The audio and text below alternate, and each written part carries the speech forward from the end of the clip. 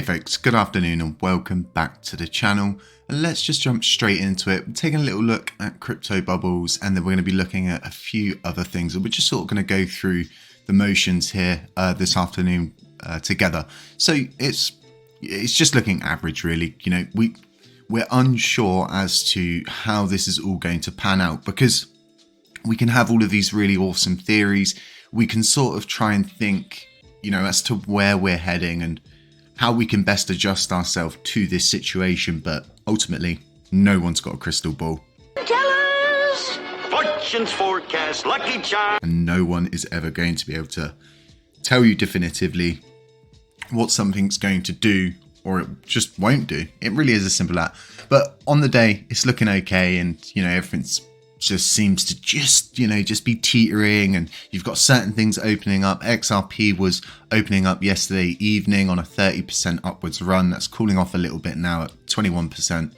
So, you know, hopefully you're going to start to see BTC get some more good news and then hopefully send that movement upwards. As for the fear and greed index, it's still looking really good, really positive, sat there on the greedy stage. This means 2 million, 3 million, 4! You know, more people are thinking to themselves, I want to get involved. I want to get some crypto. They're getting, you know, agitated. They're getting restless, and they're thinking, am I going to miss out?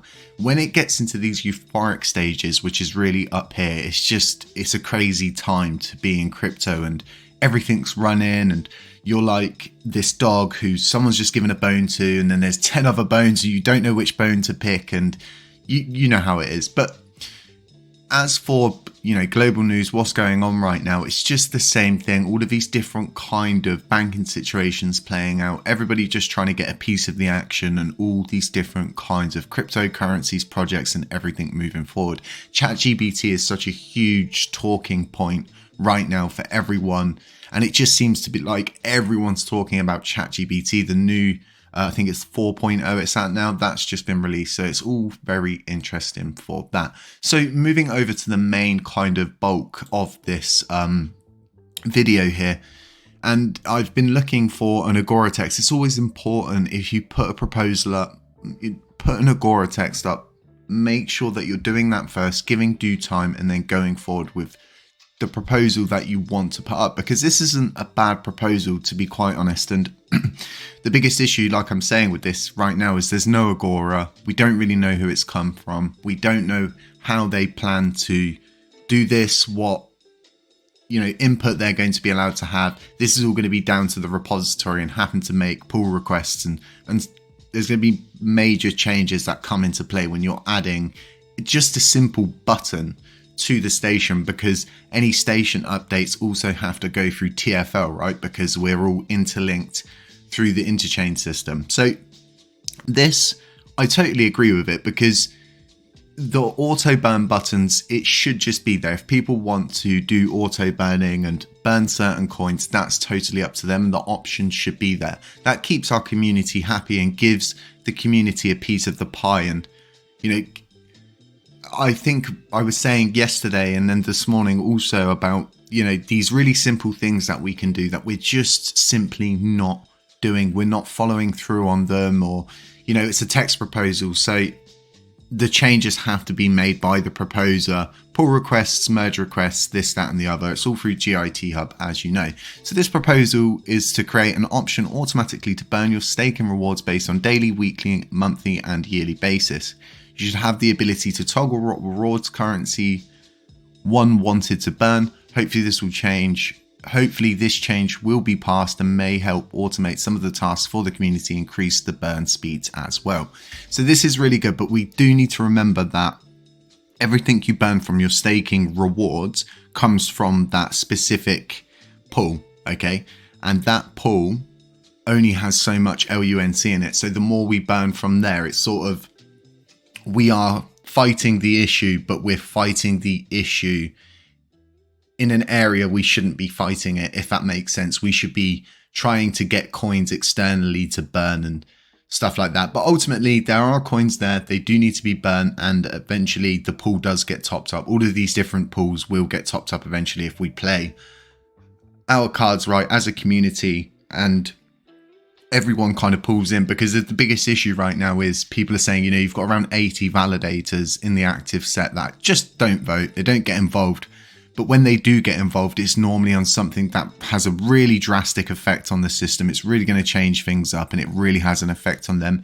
Then you will see them vote. And these things can be mitigated very easily. Like I've been saying, you can simply just choose to delegate with validators that you feel are going to vote all the time in a way that you feel is good. And do remember, you can always veto your coins that attribute to a validator's voting power. You can just simply vote yourself, and it will veto those coins that you have delegated with them over to your vote, and it removes it from there. Simple as simple, done. So you've got the add auto withdraw. So this is pretty much just, there's so many of these systems out there. So many people use all of the different systems for auto compounding. It's such a simple thing, and you can go so many different places for this. You can simply just write a smart contract yourself. There's plenty of them out there that you can simply just copy and paste. You can write the smart contract and have an auto withdraw yourself. So depending on how you do it, you can have it so it auto withdraws, then auto swaps, and you can automate everything yourself. So doing this as a button, it could all be very simple with some minor adjustments, and there's a lot of coding that's going to go in behind the scenes. Oh, incredible. On top of just you seeing that simple button. But it's these simple things that I feel like are going to, make the biggest impacts right now, because there's no big wins from what I can see on the horizon yet. And these little wins are kind of all we've got. Just getting the statistics section back up here would be absolutely amazing. I guess a lot of people would agree with that, because it helps. It helps people who are wondering, how things are going, and it really does help us kind of gauge the situation, and it keeps everything in one place, and it's for the everyday user who's going to suddenly get involved with LUNC or one of these other blockchains that are part of the interchain system and utilize the system that's in front of them. They're not going to know about all of the different websites that are available and all of the other different sources. They're simply going to have this as their first source. Having this as a first source is so important. So another thing as well is like we don't have our own documentation. Our documentation is just simply for Luna. And yes, it is nearly identical. There are small differences with a lot of the tutorials in there and all of the different things. And it's always talking about Luna. It's not talking about LUNC. So this is another issue we've got with kind of all of these small changes. So many people have wanted to see this on and off ramp happen. But, even with the amount of liquidity that is required, we could as a community decide that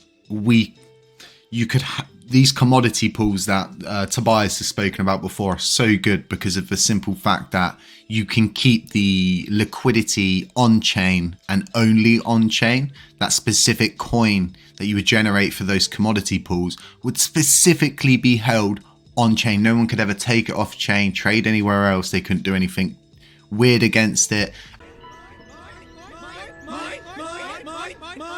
And it was a really well thought out system. I was quite excited to see that come forward. As to if that's going to come forward in the future, we'll have to wait and find out. But for now, things like this, it's going to be a yes from me, simply because we should be showing the community that, hey, we do agree with this, and hey, to the proposer, look, we do agree with this, but maybe put the effort in, do an Agora text, explain to us how you're going to do it, how you intend to do it, the pros, the cons, the ins and outs, the ups, the downs, the lefts, the rights. We want to know.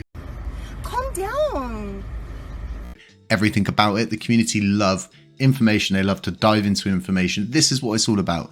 So, how are you guys feeling about the system right now? How are you feeling about these updates rolling out coming from TFL and Jared? And how are you feeling about this kind of proposal? Do you want to see more information and proposals like this? Or is this simple enough for you guys to just be like, this is really good and it should lead somewhere? Or do you feel like there should be more information? There should be links, explanations, and really putting in the effort, if that makes sense. Let me know what you guys think. I think it's a really good idea. Other than that, that's really all I've got right now for you. I think we've got a podcast later on this week. I don't know which day for definite. A lot of these people chop and change depending on, you know, how busy they are. So we'll see how that goes. Other than that, stay safe, beware of scammers, beware of doppelgangers, beware of anybody pretending to be me. Drop a little like on the way out. If you haven't subscribed yet, consider subscribing. It really does help the channel. And I'll catch you in the next one.